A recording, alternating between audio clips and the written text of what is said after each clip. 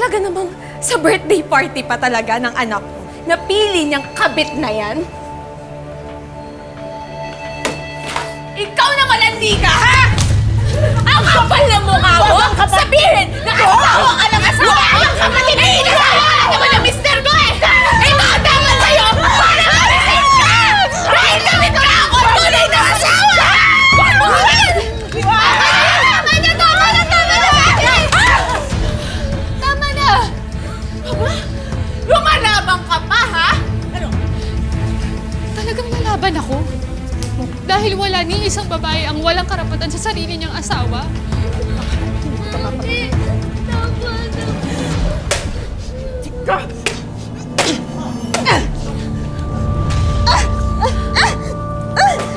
Ano tinitingin-tingin mo sa anak ko, ha? Pati ba naman siya?